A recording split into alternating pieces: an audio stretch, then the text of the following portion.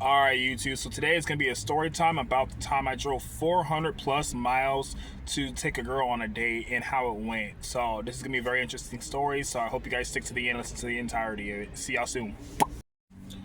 Yo, what is going on, YouTube? You already know who it is. It's your favorite boy. It's your favorite man. This is Tariq coming back to y'all with another video. Please, if you have not already, hit that like button, subscribe, turn on those notifications. Please, please, please would really help me, y'all. So today I'm going to discuss to you guys about the wildest time I drove 400 miles to take a woman on a date. So let's just get straight into the story. Don't want to waste your guys' time rambling too much about it. I matched with this girl online, and we started talking online, on the dating app. We got off the dating app, we started following each other on IG. Conversation was going well. I didn't realize how far away she lived at the time. I never really paid attention to it. But I kept thinking, man, like this girl, the vibe was just kind of flowing, right? And she was curious about me. She's like, man, like let's meet up. And I was like, okay. So I ended up finding out that she lives a little past LA. So I live by the Bay Area, right? So I turned on my GPS to see how far it was. It was like 5-6 hours. And I was like, holy crap. So I told her, like, okay, like, I can't really take time off of work right now, but I'll go and I'll literally drive in the middle of the night all the way down there and meet you in the morning, like, on my day off. She was like, okay, are you really doing that for me? And I was like, yeah. So literally my Friday after work, I slept for like 3 hours. And then I got everything loaded in my car, and I drove at 2 a.m. down past LA. So the plan was we were gonna meet at the LA Zoo at like 10 o'clock, right? So I drive 5 or 6 hours, and this is like after a 5-day work week with like 2 or 3 hours of sleep, right? So I get there and I am so tired. I get there, she finally pulls up, and like I am tired as hell. Like I drank a lot of coffee, all these things. Then I saw her and I was like, oh my god, like this girl's gorgeous, this girl's beautiful, this girl's awesome, like, you know what I mean? So I was like, man, I'm excited now. So I kind of woke back up, right? We get in this dude, everything is fine, like we're vibing, we're talking, we're getting to know each other better, like we're just feeling each other out, looking at each other, the physical attraction in person. Everything is going smooth. We're in there for about 2, maybe 3 hours, and then she's like, hey, like let's go and let's go to like the sushi place. I'm kind of hungry. Like, do you want to go get some sushi? I was like, yeah, let's go do that, right? So we ended up going to like the mall. Like, it wasn't super far away. We went to this nice little sushi place I had never tried before. It was so damn good. I'm not gonna lie, y'all. It was fire.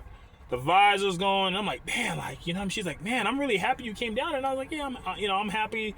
I'm really happy that I came down here too. Like, I would never ever like go that extreme for someone on a first date unless I felt like it was worth it. And at the time I was like, oh man, like this shit is great, like this shit was worth it, you know what I mean? So we're vibing, I'm having a really good time, right? Like we had the sushi and everything is flowing, right? And then basically we were gonna go to a bar after, right? And now we both took our cars to the parking lot of the mall when we parked, right? So there was like 3 or 4 like garage, they in the park garages, like, like levels, right?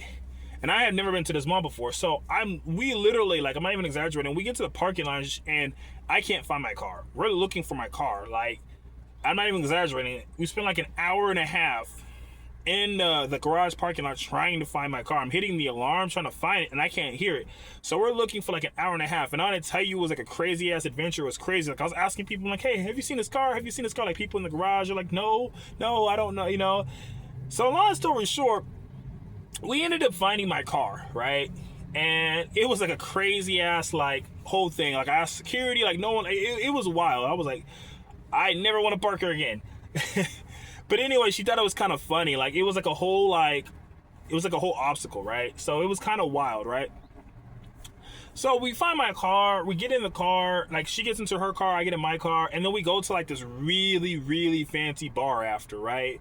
And we start getting drinks. And I'm like, man, like the vibe is great. Like the vibe is just flowing. It's great. I'm like, man, I haven't had a day like this in so long. I was like, man, like I'm willing to drive down this motherfucker every fucking week if I have to, because I'm really feeling the vibe here with this woman, right? So we're drinking, we're chopping it up.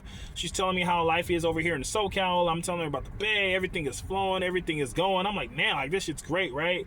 So basically, it was starting to get late now because we literally spent like 4 hours at the 3 or 4 hours at the thing. We spent like 2 hours looking for the my car. We had gotten dinner. We had sushi.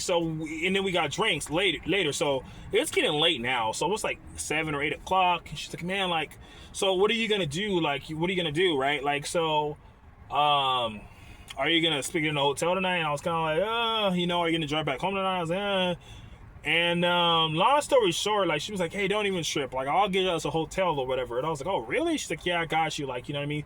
So long story short, we ended up getting a hotel, and the vibes was great. Like, we was just talking, laughing, having a great ass time. I'm gonna be honest, y'all. This is one of the best dates I've ever been on. Like, everything was just hitting. You know what I mean? Despite the long ass drive, everything was flowing. Everything was hitting on this date.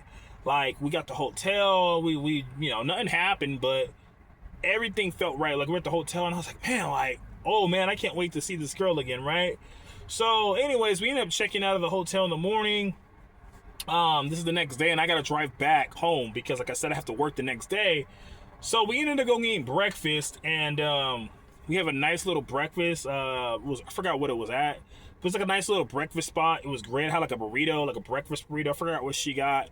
Vibes is great. You know what I mean? We hugged. I gave her a little kiss on the cheek.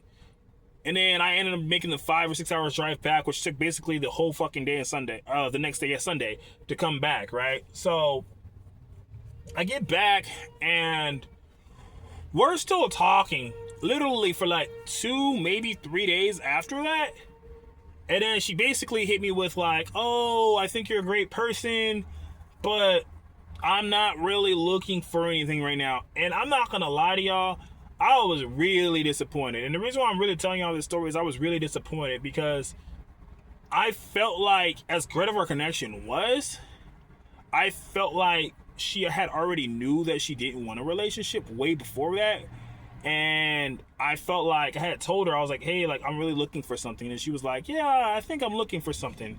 And I felt like I drove 4 or 5 hours to go see this woman with the expectation that she was looking for the same thing, right? And I put in so much work, so much effort to go see her. And I understand that people can have a change of mind, but if you're committing to a 4 or 5 hour drive to go meet someone, at least they should know what they're looking for. You know what I mean? So long story short, she's still a great person and a great woman, but she basically said, yeah, like, you know, don't bother coming back again because I'm not really like looking for anything right now anymore. And I was like, okay, whatever.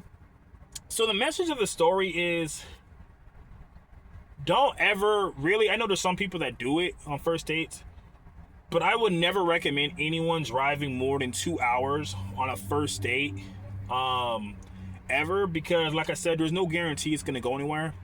And that's such a very big commitment for someone that you're not guaranteed that it's going to work out with. And that's the biggest lesson I learned. Like, is if someone is 4 or 5 hours away, either meet in the middle, or and so you guys can be halfway, or just don't do it. You know what I mean? And find someone closer to you. You know what I mean? Or unless they're flying into you or something like, you know, you're flying into them or whatever, something like that. But if you have to drive more than 2 hours, don't do it, because like I said, you're not guaranteed it's gonna go anywhere. And the worst thing is spending a whole amount of time and energy and effort for someone to basically tell you that they don't want anything with you. You know what I mean? So anyways, that is my story about this time I had with this woman. And yeah, y'all, I hope y'all learned something from this. And if you enjoy my story, please like this video, comment, and subscribe. And I will see y'all in the next video. This has been your boy Tariq checking out. Peace.